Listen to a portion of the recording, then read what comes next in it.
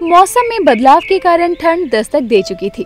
ऐसे में आज मालती की बेटी रमन की शादी का दिन था। सर्दी का समय था, इसीलिए बारात समय से मैरिज हॉल पहुंच जाती है, जहां बाराती डीजे पर नाचकर शरीर में गर्मी लाने की कोशिश कर रहे थे। तो वहीं दूसरी तरफ शादी के जोड़े में सजी इशिता कमरे में एसी चलाकर बैठी थी कि तभी उसकी माँ आती है। हाय भैया, ये अचानक ठंड कैसे बढ़ गई यहाँ पर? अरे माँ, ठंड नहीं बढ़ी है, वो मैंने एसी चलाया है, गर्मी लग रही थी ना इसलिए। गर्मी? तेरा मेकअप खराब ना हो इसीलिए तो शादी सर्दी के मौसम में रखी है। अभी भी तुझे गर्मी लग रही है। अरे बंद कर ये एसी और चल मंडप में। हाँ हाँ चल रही हूँ माँ। एक तो ये लहंगा इतना भारी है, गर्मी तो लगेगी ही ना मुझे।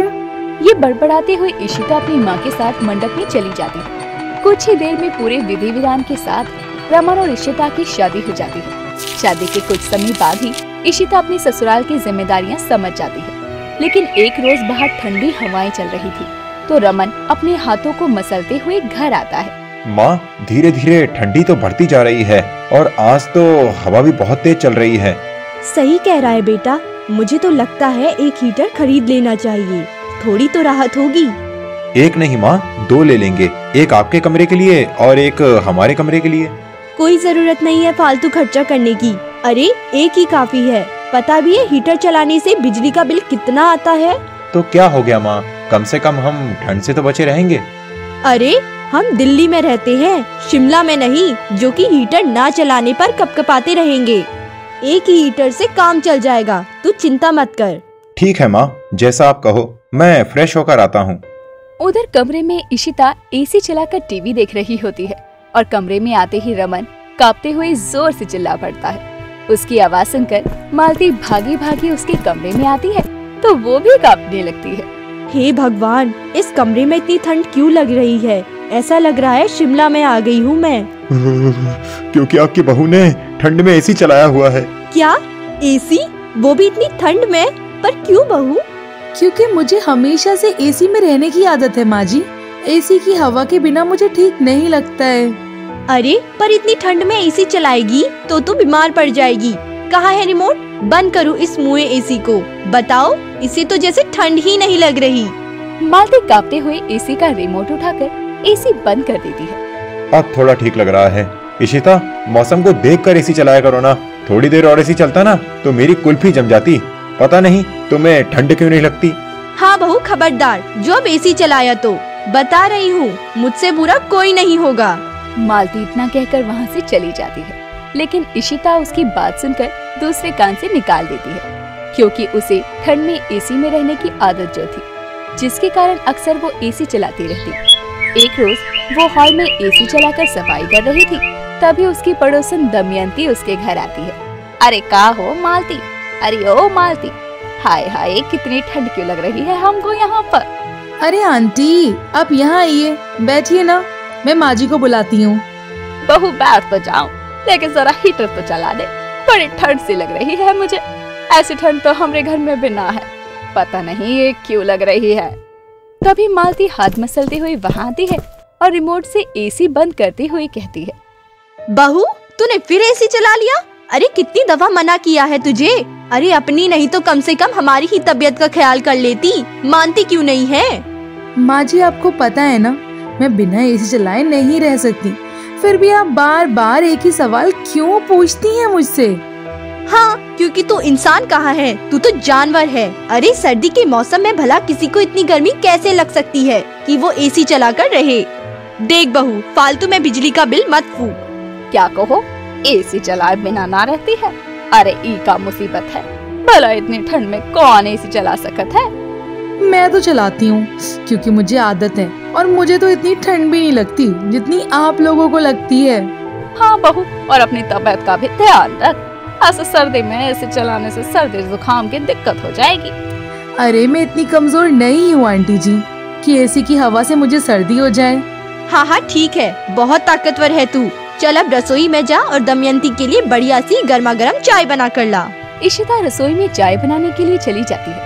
ऐसे ही समय बीतता है, लेकिन इशिता अभी भी एसी चलाना बंद नहीं करती, जिससे मालती और रमन परेशान रहा करते। एक रोज अमन कहीं बाहर जा रहा होता है, तभी वहाँ बिजली का बिल देने वाला आता है और रमन के हाथों में बिल पकड़ाकर चला जाता है। बिल देखकर तो रमन के होश उड़ जाते हैं। माँ, इशिता जल्दी बाहर आइए। उसकी आवाज सुनकर दोनों सास बहू बाहर आती हैं। तभी रमन दोनों को बिल दिखाते हुए कहता है, 5,000 का बिल आया है। इतनी बिजली कौन खर्च कर रहा है? तेरी बीवी और कौन। सारा दिन कभी हॉल का तो कभी कमरे का एसी चालू रखती है, वरना सर्दी में तो गर्मी के मुकाबले बिल कम ही आता है। अच्छा, बस बस, सारा इल्जाम मुझ पे लगाने की जरूरत नहीं है। आप भी तो सारा दिन टीवी चलाकर बैठी रहती हैं। देख रहा है ना बेटा, कैसे छींके आ रही है इसे। अरे ये हाल इसका एसी चलाकर ही हुआ है। बस बहुत हो गया इशिता, माँ बिल्कुल सही कह रही है। एक तो तुम बिना जरूरत के ठंड में एसी चलाकर बिजली बिल बढ़ा रही हो, ऊपर से तबीयत भी खराब कर ली तुमने अपनी। इसीलिए अगर तुमने एसी चलाया तो अगला बिल तुम खुद भरोगी। रमन इतना कहकर वहाँ से चला जाता है। उसके कहने पर कुछ दिन तो इशिता बिल्कुल भी एसी नहीं चलाती, लेकिन एक दिन शाम के समय वो कमरे में चुपके से एसी चलाकर कमरा बंद करके सो जाती है। रमन ऑफिस से घर लौटता है तो मालती उसके लिए पानी लेकर आती है। माँ, आप पानी ला रही हो? इशिता कहाँ है? वो महारानी तो अपने कमरे में सो रही है। शाम हो गई, अभी तक उठी ही नहीं। इस समय सो रही है? ऐसे तो कभी नहीं सोती थी। क्या हुआ, उसकी तबीयत खराब है क्या? ये तो मुझे नहीं पता बेटा, चल कर एक बार पूछ लेते हैं। दोनों माँ बेटे इशिता के कमरे के बाहर खड़े होकर दरवाजा खटखटाने लगते हैं, लेकिन इशिता दरवाजा नहीं खोलती। इशिता दरवाजा क्यों नहीं खोल रही है? मुझे क्या पता बेटा, कहीं बहू को कुछ हो तो नहीं गया। मुझे तो चिंता हो रही है। माँ, आप ऐसा क्यों सोच रही हो? बेटा तू दरवाजा तोड़ दे, मुझे बहुत अजीब लग रहा है। काफी खटखटाने पर जब इशिता दरवाजा नहीं खोलती तो रमन दरवाजा तोड़ देता है। अंदर एसी चालू होने के कारण बहुत ठंड थी। इशिता जमीन पर बेहोश पड़ी थी। उसे देखकर दोनों हैरान हो जाते हैं और फिर उसे लेकर हॉस्पिटल जाते हैं, जहां डॉक्टर उसकी बेहोशी का कारण इशिता की प्रेगनेंसी बताता है। तो ये खुशखबरी सुनकर सभी बहुत खुश होते हैं और घर लौट आते हैं। बहू, तूने तो आज हमें डरा ही दिया था। मुझे लगा कि एसी के कारण तू बेहोश हो गई है। माफ कर दीजिए माँ जी, वो मैं ना एसी चलाकर सो गई थी, फिर प्यास लगने पर उठी तो अचानक चक्कर आ गए। देखो इशिता, अब तुम अकेली नहीं हो। तुम्हारे साथ एक नन्ही जिंदगी और इस घर के वारिस की जान भी जुड़ गई है। तो अब तुम एसी बिल्कुल भी नहीं चलाओगी। जा बहू, अब तो मान जा। हाँ माँ जी, मैं आपसे वादा करती हूँ कि अब एसी नहीं चलाऊंगी, क्योंकि मुझे अपना बहुत ख्याल रखना है। प्रेग्नेंट होने के कारण अब इशिता को भी समझ आ जाता है कि ठंड में एसी चलाना उसके लिए भारी पड़ सकता है। इसीलिए अब वो एसी चलाना बिल्कुल बंद कर देती है। उर्मी अपने बेटे अंश और पति सुरेश के साथ रहा करती थी। उर्मी को अपने बेटे अंश की शादी की बहुत फिक्र होती थी। उसे अपने बेटे और उसके घर का ख्याल रखने के लिए सुंदर और संस्कारी बहू की जरूरत थी, मगर अंश अपने लिए अपनी पसंद की जीवन साथी को चुनना चाहता था और ऐसा हुआ भी। अंश अपनी माँ को अपनी पसंद की लड़की से मिलवाना चाहता था। माँ, मुझे आपको किसी से मिलवाना है। अरे किससे मिलवाना चाहते हो अंश? माँ, वो मैं तुम मत करो, जल्दी से बताओ, क्योंकि आज मुझे तुम्हारे लिए लड़की देखने जानी है। हमारी बिरादरी की ही है। माँ, मैंने तुम्हें कितनी बार कहा है कि मेरे लिए लड़की देखना बंद कर दो। मैं उसी से शादी करूँगा जिससे मैं प्यार करता हूँ। बेटा, तुझे कोई समझ नहीं है दुनियादारी की, इसलिए तुझे मेरी पसंद की लड़की से ही शादी करनी होगी। अंश गुस्से में वहाँ से चला जाता है। उर्मी भी अपने पति सुरेश के साथ लड़की देखने चली जाती है, पर उसे अपने बेटे के लिए वो लड़की पसंद नहीं आती और वो निराश होकर वापस घर आ जाती है, जहाँ एक लड़की निशी लंबा सा घूंघट किए उसके लिए पानी का गिलास लेकर आती है। ये लीजिए माँ जी, पानी। माँ जी? कौन माँ जी? आप माँ जी, आप मेरी सास हैं, तो मैं आपको माँ जी ही बोलूँगी ना। अरे मान न मान, मैं तेरा मेहमान। मेरे बेटे की अभी तक शादी नहीं हुई, तू मेरी बहू कहाँ से आई? अंश अपनी किचन से झांककर सब कुछ देख रहा होता है। तभी उर्मी उसे जोर से चिल्लाकर बुलाती है। अंश गिरता पड़ता उर्मी के पास आता है और उर्मी बोलती है, अंश, कौन है ये लड़की और मेरी गैर हाजिरी में ये कहाँ से आई है यहाँ? माँ, ये वो। क्या ये वो लगा रखी है? जल्दी से बताओ मुझे ये कौन है, वरना मुझसे बुरा कोई नहीं होगा। माँ, तुम गुस्सा मत करो, मेरी बात शांति से सुनो। ये वही लड़की है जिससे मैं प्यार करता हूँ और मैंने इससे शादी कर ली है, तो अब ये तुम्हारी बहू है। क्या? अंश की बात सुनकर उर्मी अपना सर पकड़कर बैठ जाती है और अंश को खरी खोटी सुनाने लगती है। निशी उर्मी के पैर छूती है और बोलती है, माँ जी आप गुस्सा मत कीजिए वरना आपकी तबीयत खराब हो जाएगी। अगर तुम्हें मेरी तबीयत की इतनी चिंता होती ना तो तुम बिना हमारी मर्जी के शादी करके नहीं आते। अब जो हो गया उसे भूलकर हमें एक नई शुरुआत करनी चाहिए। वो सब बाद में देखेंगे, पहले मुझे इस लड़की के घर वालों से मिलना है। अरे उन्हें कुछ पता है कि नहीं कि उनकी बेटी इस वक्त कहाँ है? माँ उन लोगों से तुम बाद में मिल लेना, अभी तुम थोड़ा आराम कर लो। आराम नहीं करना है मुझे पहले उन लोगों से मिलकर जानना है कि ये लड़की कौन है, किस खानदान से है। अभी चलो इसके घर पर। अभी? माँ अभी तो बहुत रात हो गई है, कल चल लेना। सभी आराम करने चले जाते हैं। अगले दिन निशी सुबह उठकर घर के काम करके सबके लिए चाय नाश्ता बना देती है और सभी को नाश्ता करने के लिए बुलाती है। तभी उर्मी की पड़ोसन घर आती है और बोलती है, उर्मी बहन मैंने सुना है तुम्हारे बेटे ने शादी कर ली। अरे नहीं वो बस। अरे रहने दो, अब तुम क्या बोल पाओगी, तुम्हारे बेटे ने तुम्हें कुछ कहने लायक ही कहाँ छोड़ा है। अरे ऐसी कोई बात नहीं है कमला बहन, बस अंश निशी से बहुत प्यार करता था इसलिए उन्होंने शादी कर ली। अरे ऐसा भी क्या प्यार के माँ बाप को बताना जरूरी ही ना समझे। अरे छोड़िए ना ये सब, आइए चाय पीते हैं। नई बहू ने सबके लिए चाय नाश्ता बनाया है, चाय पीकर बताइए कि कैसी बनी है। नहीं उर्मी बहन, मैं तो बस हाल चाल पूछने आई थी, आप लोग नाश्ता कीजिए, मुझे मंदिर जाना है। इतना बोलकर कमला वहाँ से चली जाती है और घर का सारा काम हुआ देखकर उर्मी खुद से बोलती है, क्या बात है, इस लड़की ने तो घर में आते ही सारा काम संभाल लिया है ना। मैंने तो आपको पहले ही बोला था कि मेरी पसंद बहुत अच्छी है, निशी बहुत संस्कारी लड़की है। बस अब ज्यादा खुश होने की जरूरत नहीं है। और तू तो मुझे आज इसके घर ले जाने वाला था ना। वो माँ आज मेरे पास टाइम नहीं है, मुझे ऑफिस में बहुत जरूरी काम है, आज तो हम किसी और दिन चलेंगे। निशी मुझे तेरे घर वालों से बात करनी है, जल्दी से उन्हें फोन लगा कर दो। निशी रहने दो माँ, क्या फोन करना, आप जब मिलोगे तब बात कर लेना, अभी मैं ऑफिस के लिए निकलता हूँ। उर्मी को निशी और अंश का व्यवहार थोड़ा अलग लगा, क्योंकि वो जब भी निशी के घर वालों से बात करने की बात बोलती वो किसी न किसी बहाने टाल दिया करते।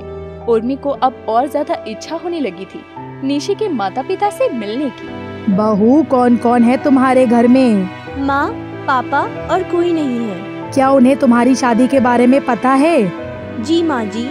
उर्मी को बड़ा आश्चर्य हुआ कि निशी के माता पिता को उनकी शादी के बारे में पता था, फिर भी उन्होंने उन सब के घर वालों से मिलना जरूरी भी नहीं समझा। और तो और अब तो उनसे मिलना पड़ेगा। शाम को अंश के घर आते ही उर्मी कहती है, अंश और निशी चलो जल्दी से तैयार हो जाओ। क्यों माँ, कहाँ जाना है? अरे हम तुम्हारे ससुराल जा रहे हैं। माँ मैंने बोला था ना कि मैं तुम्हें ले जाऊंगा बाद में, अभी मैं बहुत थक गया हूँ। बहाने मत बनाओ अंश, मुझे जाना है, मतलब अभी जाना है।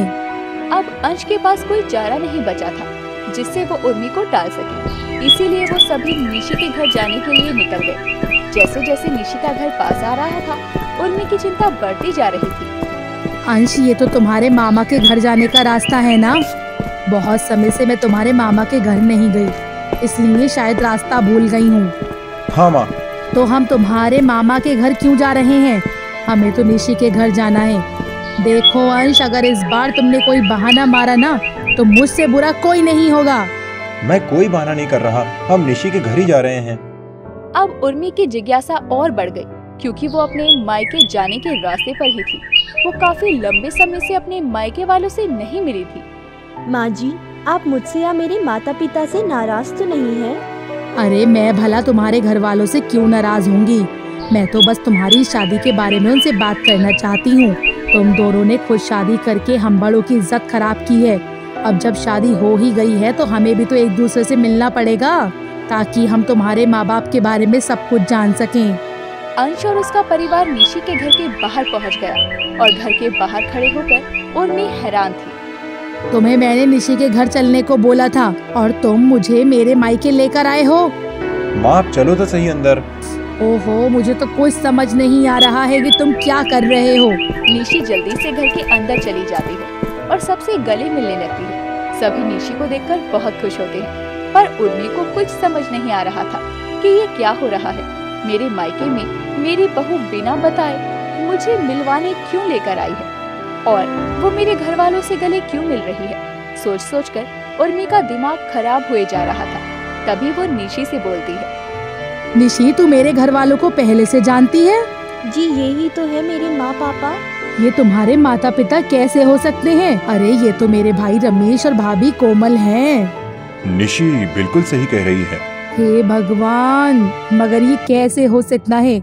आपकी तो कोई औलाद ही नहीं है। क्या आपको इनके बारे में और इनकी शादी के बारे में पता था? हाँ, हमें पता था। अंश ने हमें पहले इसके बारे में बता दिया था। तो इसके बारे में आपने मुझे क्यों नहीं बताया? इसलिए अंश मुझे निशी के घर नहीं लाना चाहता था। निशी मेरे दोस्त की बेटी है। इसके माता पिता का देहांत हाल ही में एक कार एक्सीडेंट में हो गया था और इसके माता पिता के बाद इसका कोई भी नहीं था जो इसका ख्याल रख सके। इसीलिए हमने इसे अपने पास रख लिया। हाँ माँ, मामा जी बिल्कुल सही कह रहे हैं। जब मैं मामा जी से मिलने घर आया था तब मैं निशी से मिला था और मुझे इससे प्यार हो गया। निशी आपके मैके में ही रहती थी। आप मेरी शादी नहीं होने देती, इसीलिए मैंने आपको निशी के बारे में नहीं बताया। अच्छा, इसलिए तुम बार बार मामा के यहाँ मिलने आने की जिद करते थे। माँ जी, आप हमसे नाराज मत होइएगा। हमारा आपका दिल दुखाने का कोई भी इरादा नहीं था। मैंने उनसे पहले ही कहा था कि आपको सब कुछ बता दे, मगर अंश आपका दिल दुखाना नहीं चाहते थे। बेटा, तुमने अगर मुझे इस बारे में पहले ही बता दिया होता ना, तो हमें इतनी परेशानी नहीं होती और ना ही तुम्हें इतनी परेशानी उठाना पड़ती। मुझे मेरे भाई पर पूरा भरोसा है, वो ऐसे ही किसी की जिम्मेदारी नहीं लेंगे। निशी बहुत खुशनसीब है जो इतना अच्छा परिवार मिला है। चलो, ये तो अच्छी बात है कि अब उर्मी को हमसे कोई शिकायत नहीं। निशी के बहाने अब उर्मी भी मैके आया जाया करेगी। हाँ मामा जी, अब सास और बहू का एक ही मैका हो गया है, तो दोनों अपने मैके साथ में घूमने आ सकती हैं। अरे ये तो मैंने सोचा ही नहीं। अब से निशी और मेरा एक ही मायका होगा। वाह, भगवान के खेल भी निराले हैं। ये सुनने में अजीब लगता है, मगर मुझे इससे कोई दिक्कत नहीं है। निशी हमारे घर की बहू नहीं, बेटी बनकर रहेगी। हर सुबह की तरह ममता आज भी मंदिर में पूजा करने के लिए जाती है, लेकिन वहाँ पर उसे भगवान की मूर्ति के सामने एक लड़की हाथ में पूजा की थाल लिए भजन गाती हुई नजर आती है। जैसे ही वो लड़की पीछे मुड़ती है, उसकी खूबसूरती देखकर ममता दंग रह जाती है और उस लड़की के जाने के बाद वो पास ही की एक औरत से कहती है, अरे सुनिए बहन जी, आपसे ना एक बात पूछनी थी। अरे आप तो ममता जी है ना, कहिए क्या बात है।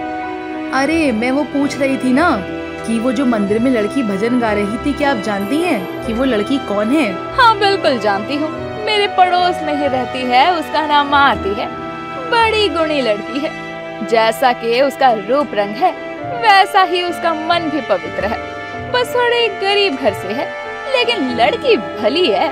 उस औरत की बात सुनकर ममता मन ही मन मुस्कुराने लगती है और घर जाकर अपनी छोटी बेटी राघव से कहती है, राघव बेटा, मुझे तो सिर्फ बात करनी थी, लेकिन वादा कर मेरी बात तो मानेगा ना? क्या बात है माँ, कहिए ना। आज तक आपकी कोई बात मैंने टाली है क्या जो अब मना करूँगा? बेटा, मैं तेरे लिए एक लड़की पसंद की है। देख, शादी के लिए मना मत करना। तेरा बड़ा भाई तो हर वक्त शादी से इनकार करता रहता है। अब मैं तो माँ हूँ ना, मुझे तो मेरे बेटों की जिंदगी बसी हुई देखनी है, पोते पोतियों के साथ खेलना है। अब मैं उसे ज्यादा फोर्स तो कर नहीं सकती, इसलिए तुझसे उम्मीद कर रही हूँ कि तू शादी कर ले। लड़की बहुत सुंदर है, नाक नक्शे भी बहुत अच्छी है। लेकिन माँ मेरी बात तो सुनो, मैं अभी शादी नहीं करना चाहता। अभी मुझे अपने करियर में बहुत कुछ करना है और वैसे भी मुझसे पहले तो भैया की शादी होनी है, तो मैं ये शादी कैसे कर सकता हूँ? अरे बेटा, तुम तो जानते ही हो, तुम्हारा भाई शादी करने से मना करता है। उसे कोई लड़की पसंद भी नहीं आती। माँ मेरी बात तो सुनो। नहीं, अब मैं किसी की नहीं सुनूंगी। कल ही मैं उसके घर जाऊंगी तेरी शादी की बात करने। राघव कुछ कहता उससे पहले ही ममता वहाँ से उठकर चली जाती है, लेकिन राघव परेशान हो जाता है। ऐसे ही एक दिन और बीत जाता है और अगली सुबह ममता आरती के घर पहुँच जाती है। उसका घर काफी छोटा था, और आरती फटे पुराने कपड़ों में घर का काम कर रही थी। ममता आरती के माँ बाप को अपने और अपने परिवार के बारे में बताती है और आरती से अपने बेटे राघव का रिश्ता तय कर देती है। शादी से सभी बहुत खुश थे। वहीं ममता अपने घर पर अपने तीनों बेटों को भी ये खुशखबरी देती है। शादी से पहले आरती अपनी शादी का कुछ सामान लेने बाजार जाती है, जहां उसकी टक्कर एक लड़के से हो जाती है और आरती का सामान नीचे गिर जाता है। ये क्या, सारा सामान गिर गया, अब इसे फिर से उठाना पड़ेगा। अरे माफ करना, मैंने जानबूझकर ये सब नहीं किया। रुकिए, मैं आपका सामान उठा देता हूँ। नहीं, रहने दीजिए, मैं कर लूंगी।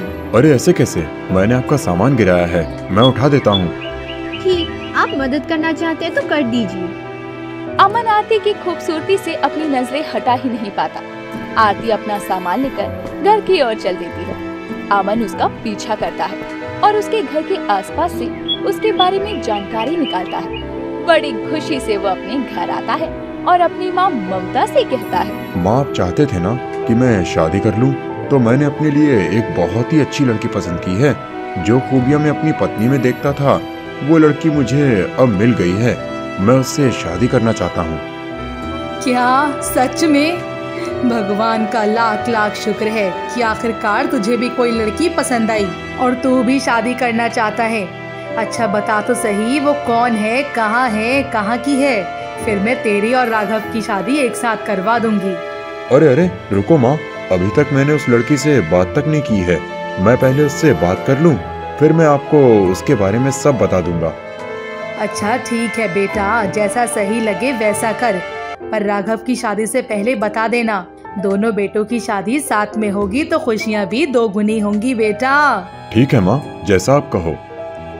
लगता है भगवान आज मुझे एक साथ सारी खुशियाँ दे देगा, कहीं मैं खुशी से मर न जाऊं।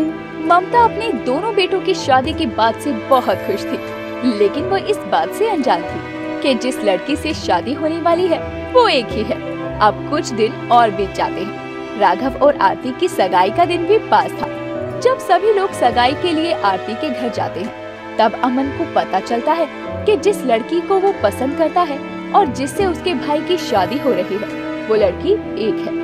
ये देखकर उसका दिल टूट जाता है। सगाई में सभी लोग आ चुके थे, बस राघव नहीं आता और तभी उसका एक मैसेज आता है। अरे बेटा, अमनजीत राघव को कॉल तो कर और पूछ कहाँ रह गया है। ठीक है माँ, देखता हूँ। अमन इतना कहता है कि तभी उसके फोन पर एक मैसेज आता है जो कि राघव का था, जिसमें लिखा था कि राघव किसी और से प्यार करता है और वो उससे शादी करने वाला है, क्योंकि उसकी कहीं और शादी हो रही है। ये बात राघव अपनी माँ को नहीं बता पाया, क्योंकि उसकी माँ उसकी शादी कहीं और करवाना चाहती थी, लेकिन अब वो सगाई नहीं कर सकता। ये बात अमन अपनी माँ को बताता है और साथ ही साथ वो ये भी बताता है कि वो आरती को पसंद करता है। तो उसकी माँ आरती के घर वालों को समझाकर आरती की सगाई अपने बड़े बेटे से करवा देती है। सगाई होने के बाद अमन बहुत खुश था और वो शादी से पहले आरती से मिलता है और कहता है, जानती हो आरती, मुझे नहीं मालूम था कि तुम्हारी सगाई मेरे छोटे भाई से होने वाली है, पर मैं तुम्हें ये जानने से पहले पसंद करता हूँ। मैं तो माँ को भी तुम्हारे बारे में बताने वाला था, लेकिन फिर उस दिन सगाई में मुझे पता चला तो मैंने उन्हें कुछ नहीं कहा।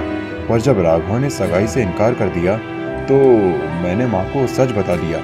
तुम्हें ये सब इसलिए बता रहा हूँ ताकि बाद में तुम्हें ये सब मालूम हो तो तुम मुझे गलत ना समझो। नहीं अमन जी, ऐसी बात नहीं है। आप तो मेरे लिए एक फरिश्ते की तरह हो, जिसने मेरे परिवार की इज्जत बचा ली। नहीं आरती, अगर तुम्हें मैं पसंद नहीं हूँ तो तुम इस शादी से इनकार कर सकती हो। जरूरी नहीं कि मैं तुम्हें पसंद करूं तो तुम भी मुझे पसंद करो। अब मेरे ना या हाँ करने से कोई भी फर्क नहीं पड़ता है। शायद मेरे नसीब में यही लिखा था। इतना कहकर आरती वहाँ से चली जाती है। कुछ दिन और बीत जाते हैं। अमन और आरती की शादी के दिन करीब आ रहे थे। शादी से एक दिन पहले अमन के पास एक कॉल आता है, जिससे वो बहुत परेशान हो जाता है। अगले दिन घर में शादी की तैयारियां चल रही थी। बारात घर से निकलने वाली थी। तभी ममता अमन के कमरे में आती है उसे बुलाने के लिए, लेकिन अमन वहाँ था ही नहीं। अमन बेटा कहाँ गया? ओहो, ये लो, आज जिसकी शादी है वही पता नहीं कहाँ गायब है। अब इस लड़के को मैं कहाँ ढूंढूं? ये कहकर ममता कमरे में यहाँ वहाँ अमन को ढूंढती है, पर वहाँ पर अमन नहीं बल्कि एक खत होता है। ये क्या? ये खत? ये किसका होगा? माँ मुझे माफ करना, आज मेरी जिंदगी का सबसे बड़ा दिन है। मैं जिस बिजनेस डील को पाना चाहता था आज वो मुझे मिल रही है। अगर मैं शाम तक अमेरिका नहीं गया तो मेरा पूरा करियर खत्म हो जाएगा। मैं आरती से बहुत प्यार करता हूँ, लेकिन ये बिजनेस भी मेरे लिए बहुत ज़रूरी है। ये मेरा सपना है जो अब पूरा होने वाला है। मैं 1 हफ्ते में वापस आ जाऊँगा, जब तक आप शादी की डेट चेंज कर देना। ये खत पढ़ते ही ममता को चक्कर आ जाते हैं और वो बेहोश हो जाती है। जब उसकी आंखें खुलती है तब उसका छोटा बेटा उसके सामने बैठा था। अब अपनी इज्जत बचाने के चक्कर में उसे कुछ भी नजर नहीं आता। वो अपने सबसे छोटे बेटे अनुराग को अपनी कसम देकर इस शादी के मंडप में बैठने के लिए कहती है। मजबूरी में अनुराग सर पे सेहरा डाल लेता है और शादी हो जाती है। जब दुल्हन घर आती है तो ममता आरती से कहती है, बहू मुझे माफ कर दे। मैंने तेरे साथ आज तक कुछ भी अच्छा नहीं किया। मैं तुझे हमेशा अपनी बहू बनाना चाहती थी, उसके लिए मैंने पता नहीं क्या क्या किया। मुझे माफ कर देना। माँ जी, आप ये क्या कह रहे हैं? बीते दिनों में जो कुछ भी हुआ मैं वो सब भूल गई हूँ और अब इस नई जिंदगी के साथ आगे बढ़ना चाहती हूँ, अपने पति और इस घर के साथ। बहू मुझे माफ कर देना। अब क्या हुआ माँ जी? आप मुझसे माफी क्यों मांग रही हैं? क्योंकि एक बार फिर से मैंने तेरे साथ नाइंसाफी की है। मैं समझी नहीं, आप क्या कह रही हैं? ममता कुछ कहती उससे पहले ही घर के दरवाजे पर किसी की दस्तक होती है। ममता दरवाजा खोलती है तो वहाँ राघव होता है जो अपनी गलती की माफी मांगता है। माँ मुझे माफ कर दो। मैंने जिस लड़की के लिए सगाई तोड़ी वो भी मुझे छोड़कर चली गई। अब आप जहाँ कहोगी मैं वहाँ शादी करने को तैयार हूँ। आरती से माफी भी मांग लूंगा। अब माफी मांगने का कोई फायदा नहीं। ये क्या आरती, तुम यहाँ और तुम ये दुल्हन की तरह क्यों सजी हो? क्योंकि अब मैं इस घर की बहू हूँ, पर आपकी नहीं, आपके बड़े भाई की बीवी, जिसने तब मेरा हाथ थामा जब आपने मेरा हाथ छोड़ा। आरती इतना कहती है कि तभी वहाँ पर अमन भी दरवाजे से अंदर आता है, जिसे देखकर ममता, राघव और आरती सभी हैरान थे। ये देखकर आरती कहती है, आप बाहर से कहाँ से आ रहे हैं? आप तो कमरे में थे ना, और ये कपड़े कब चेंज कर लिए? आरती इतना कहती है कि तभी अमन का सबसे छोटा भाई दूल्हे के लिबास से सेहरा पहने आता है, जिसे देखकर आरती, राघव और अमन तीनों हैरान थे। ये सब क्या हो रहा है अमन जी? आप यहाँ हैं तो ये आदमी कौन है? अमन का छोटा भाई अपने चेहरे से सेहरा हटाता है तो उसे देखकर सभी के होश उड़ जाते हैं और आरती तो बेहोश हो जाती है अपने 3 पति देखकर। लेकिन जब उसे होश आता है तो फिर वो बहुत सूझबूझ का इस्तेमाल कर अनुराग के साथ अपनी जिंदगी बिताने का फैसला लेती है, क्योंकि उसी के साथ उसने 7 फेरे लिए थे और इस तरह 3 पतियों वाली गोरी बहू अपना पति ढूंढ ही लेती है।